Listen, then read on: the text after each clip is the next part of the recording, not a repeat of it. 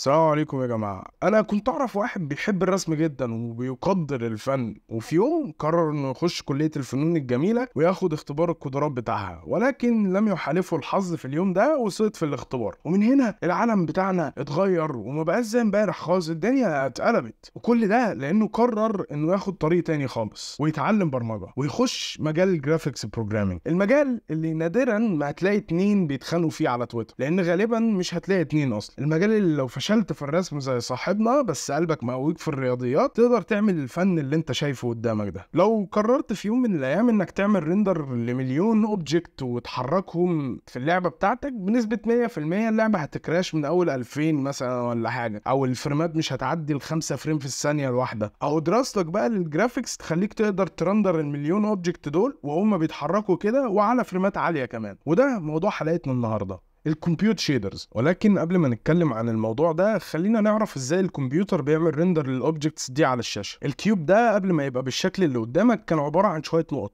وعايزك تتخيل معايا كده ان الكمبيوتر خد النقط دي وعدها على الماسوره اللي هناك دي وطلع لنا من الناحيه التانيه الكيوب اللي لونه اخضر ده. بعد كده جت شويه نقط تانيه دخلت نفس الماسوره وطلعت من الناحيه التانيه كيوب برضك، بس المره دي الكيوب متحرك 3 خطوات يمين الكيوب الاول وكمان لونه احمر. خليني بقى اقول لك ازاي حصل الكلام ده. الماسوره دي اسمها الريندرنج بايب لاين. اول مرحله فيها هي مرحله الفيرتكس مانيبيوليشن او التلاعب بالداتا بتاعت النقط اللي دخلت، يعني زي المثال بتاعنا كده، اول كيوب دخل ما عملناش اي حاجه فيه، ولكن تاني واحد زودنا على الاكس بوزيشن بتاع كل الفيرتسز اللي عندنا 3، فالكيوب كله اكنه اتشفت 3 خطوات من مكانه وراح ناحيه اليمين. الكلام ده حصل جوه حاجه اسمها الفيرتكس شيدر، وده عباره عن كود بيشتغل على الجي بي يو، مسؤول عن اي حاجه لها علاقه بالفيرتسيز دي. يعني كل فيرتكس من دول بيبقى لها شويه اتريبيوتس كده زي البوزيشن او النورمالز او التكستشر كوردينيتس او كولر فاليوز وحاجات تانية كتير بتبقى موجوده جوه الفيرتكس الواحده. المهم ان جوه الفيرتكس شيدر دوت بتقدر تاكسس كل الحاجات ديت وتتلاعب بيها،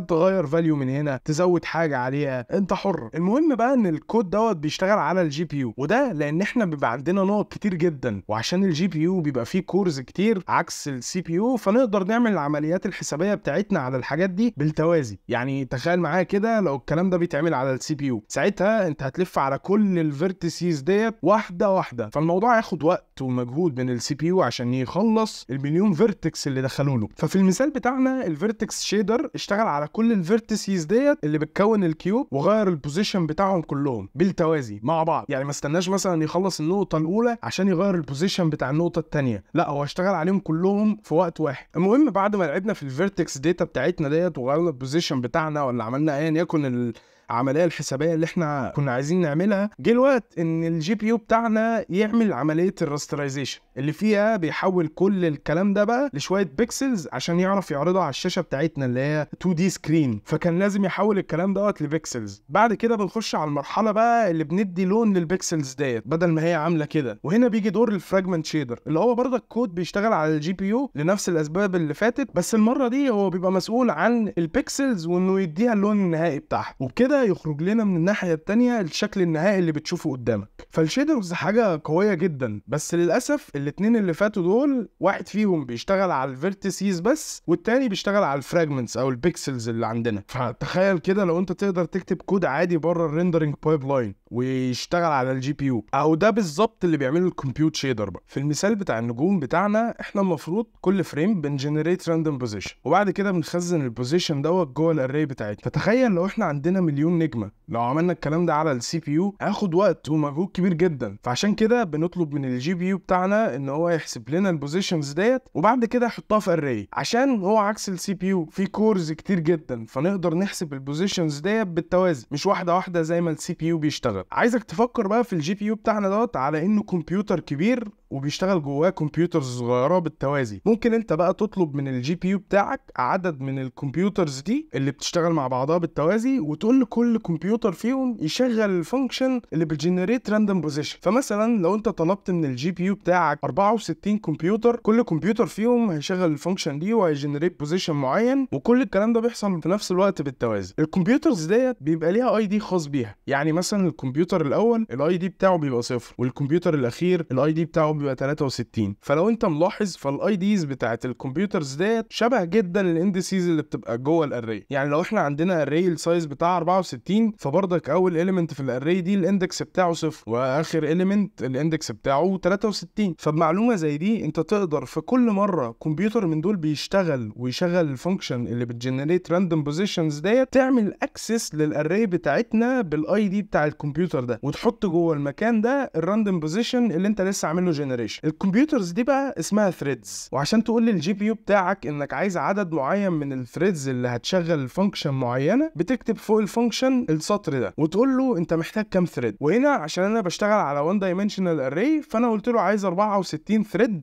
او كمبيوتر يعني بس في دايمنشن واحد بس. عشان كده في هنا واحد وفي هنا واحد. وعشان ما نصعبش الدنيا اكتر من كده فاحنا مش هنتكلم على الوحيدين التانيين دول دلوقتي. المهم ان الفانكشن دي هي الفانكشن اللي جواها بنجنريت بوزيشن. وبعد كده زي ما قلت لك باستخدام الاي دي بتاع الثريد اللي شغاله في الوقت الحالي بنأكسس الاري بتاعتنا ونحط جوه المكان ده البوزيشن بتاعنا. وزي ما قلت لك الثريدز دي بتشتغل مع بعضها بالتوازي في نفس اللحظه. فتخيل معايا اننا دخلنا جوه الكمبيوتر وشفنا الثريدز ديت وهي بتشتغل وشفناها بتنفذ الكود بتاعنا، بس هنركز على ثريد واحده وليكن الثريد رقم 8. اللي هيحصل جواها انها هتخش وتشغل الكود بتاعنا دوت وتجنريت راندوم بوزيشن. وفي اخر سطر زي ما انت شايف احنا بنأكسس الاري بتاعتنا باستخدام الاي دي بتاع الثريد اللي شغاله في الوقت الحالي وفي حالتنا هو 8. وبعد كده بنحط جوه المكان ده البوزيشن بتاعنا اللي احنا لسه عاملين له جنريشن. طبعا كل الثريدز التانية بتبقى شغاله في نفس ذات اللحظه وبتعمل نفس اللي الثريد دي عملته. الفرق بس ان كل ثريد بتحط البوزيشن فاليو بتاعتها اللي هي عملت لها جنريشن في المكان الخاص بيها في الاري باستخدام الاي دي زي ما احنا لسه شايفين. طب هو الاري دي اصلا وصلت هنا ازاي او عملناها ازاي؟ عشان تعمل اري جوه الكمبيوت شيدر هو ده السينتاكس بتاعها structured buffer. وده يعني هو عباره عن بفر يعني اللي هو مكان في الميموري اري يعني. والار دبليو اللي في الاول دول هم يعني انت بتقول له ان البفر دوت او الاري بتاعتنا اقدر اريد منها داتا او ارايد جواها داتا. وهنا انا بقول له نوع الداتا اللي بتتخزن جوه الاري ديت. وبما اننا بنخزن بوزيشنز يعني عندنا اكس وواي وزي فالاري بتاعتنا بتشيل فيكتور 3 او اسمها يعني جوه الشيدرز فلوت 3 زي ما انت شايف قدامك كده اللي هو عباره عن ستراكت فيها 3 فلوت فاليوز يعني. المهم في حاجه بسيطه كده انا ما قلتلكش عليها. دلوقتي احنا الحمد لله الفانكشن بتاعتنا بقت بتشتغل على 64 بوزيشن في نفس الوقت. يعني احنا نقدر نجنريت 64 بوزيشن في نفس الوقت ونخزنهم جوه الاري بتاعتنا. بس للاسف احنا مش عندنا 64 نجمه بس، ده احنا عندنا مليون نجمه. وهنا يجي دور الجروبس. اصل الثريدز ديت طلع بتشتغل في جروبس مش سايحه على بعضها كده جوه الجي بي يو. لما بتيجي تنادي على الفانكشن دي بقى عشان تشغلها وتعمل لها ديسباتش يعني من جوه السي بي يو سايد بتقول للجي بي يو بتاعك انا عايز عدد من الجروبس المعينه. كل جروب منهم بيبقى فيه عدد الثريدز اللي انت محددها جوه الكمبيوت شيدر. يعني احنا محددين 64 ثريد. لما باجي ديسباتش الفانكشن ديت بقول له عايز عدد من الجروبس وكل جروب بيبقى فيه 64 ثريد. يعني مثلا لو انا عندي 128 نجمه فانت لما تيجي تشغل الفانكشن ديت او تعمل لها ديسباتش يعني بتقول للجي بي يو بقول لك ايه هو مش انت طالعه منك ب 64 ثريد صح؟ حلو، انا عايز بقى جروبين كل واحد فيهم فيه 64 ثريد يعني في الاخر مجموعهم 128 ثريد. وبكده انا قدرت اغطي ال 128 نجمه بتوعي. يعني كده اقدر اجنريت 128 راندوم بوزيشن واحطهم جوه الاري بتاعتي. وهكذا انا لو عندي مليون نجمه فعشان اغطي المليون نجمه دول واجنريت مليون راندوم بوزيشن هطلب من الجي بي يو بتاعنا انه يديني 15625 جروب. كل جروب منهم فيه 64 ثريد يعني مجموعهم في الاخر مليون ثريد. كل ثريد من دول مسؤوله انها تشغل الفانكشن دي وتجنريت راندوم بوزيشن وبعد كده تحط الفاليو دي في مكانها جوه الاري. المهم كده احنا عرفنا عشان نشغل الفانكشن اللي جوه الكمبيوت شيدر بنعمل حاجه اسمها ديسباتش وبنقول له ان احنا عايزين عدد معين من الجروبس اللي بيبقى فيها عدد الثريدز اللي احنا حددناها جوه الكمبيوت شيدر. بعد الديسباتش كول دي الاري بتاعتنا بقى فيها المليون بوزيشن. بس للاسف الداتا دي موجوده على الجي بي يو لسه جوه الكمبيوت شيدر فاحنا عايزين ناخد البوزيشنز دي ونرجعها للسي بي يو سايد عشان نستخدم يونيتي ونست اللوكال بوزيشن بتاع المليون نجمه بتاعتنا. بس للاسف ساعتها انا اكني ما عملتش اي حاجه. اصلا لو رجعت المليون بوزيشن دول هضطر ان الف عليهم كلهم واحده واحده وست اللوكال بوزيشن بتاع كل نجمه عندنا. فعشان كده انا عملت شيدر تاني وبعت له البوزيشن داتا بتاعتي ديت من الكمبيوت شيدر ليه على طول. وجوه الشيدر دوت استخدمت الترانزليشن ماتريكس عشان اسيت البوزيشن، فكده بقى كل حاجه بتحصل على الجي بي يو، وقللنا من استخدامنا للسي بي يو وان احنا نبعت داتا من السي بي يو للجي بي يو